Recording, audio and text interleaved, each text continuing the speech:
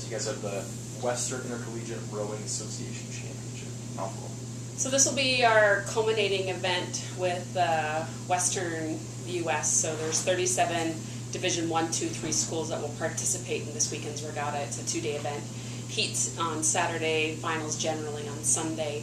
This will be the last time that we face off with Western Washington. Pretty pivotal race for us because it decides really who's going to go out of the West region. And we were about 5 seconds behind 2 weeks ago. And just hoping that, you know, the training that we've done and the tweaking that we've done all pays off this weekend.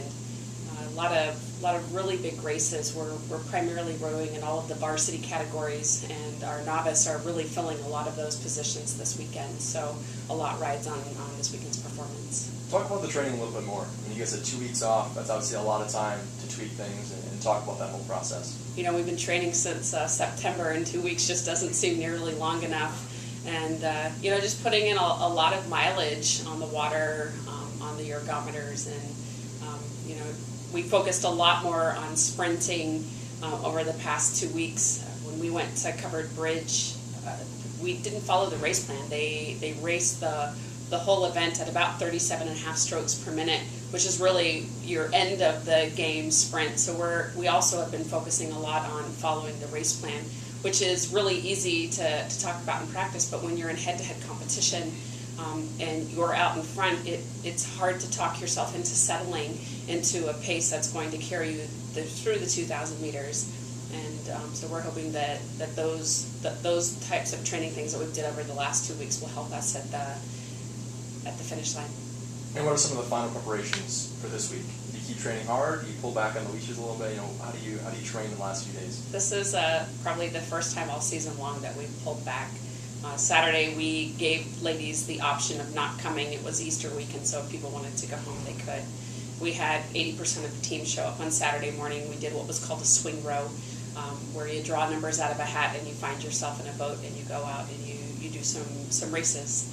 And then, you know, this week, of course, we're training hard. We'll start to ease back tomorrow and see if a little bit more R&R might help them be better prepared for Saturday. We certainly did not pull back for Covered Bridge. And so for this event, it's a little bit different. It's like a transition. Talk about how like the D1 teams aren't starting the varsity teams anymore.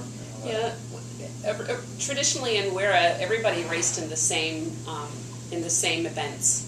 And as Division 1, 2, and 3's requirements for national ranking, we really did have to modify what we were doing out there so that you would be assured that you could race against schools that are vying for those spots in national championships. So they took the primary ranking events for Division 1, 2, and 3, and they've split them out.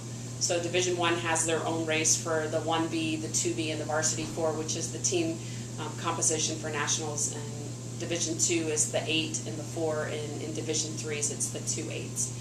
The novice events, those are probably the toughest ones because you race all together Division 1, 2, and 3. And with automatic qualifiers for Division 1, what we've seen is Division 1 programs really increasing their scholarship allocations, having very large novice teams in preparation to backfill for their varsity teams. So it's become very competitive, and I think we're only really rowing in one novice event, but it's guaranteed to be super fast.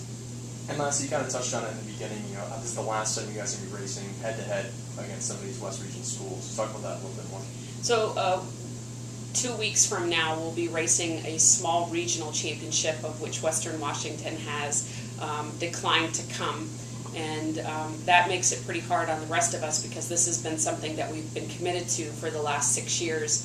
So we drive all the way up to Seattle, Washington, above Seattle, Washington, and they felt that it was too far of a drive to come down to Eugene. And so I think that took a lot of us by surprise. They've decided that they're going to go to University of Central Oklahoma on our graduation weekend, May 17th. So we'll see a little bit more cross-region racing, which is what led us to bring our 8 and 4. We will be traveling in 3 weeks to Philadelphia to the Dad Bell Regatta, which will give us really head-to-head competition with all of the East Region, South Region schools. We'll race against #1 ranked Nova Southeastern that won the national championship last year. So we think, you know, it will be, you know, when you have a race such as regionals and Western's not going to be there, that's something that we'll just continue to train through and really prepare for Philadelphia. I mean,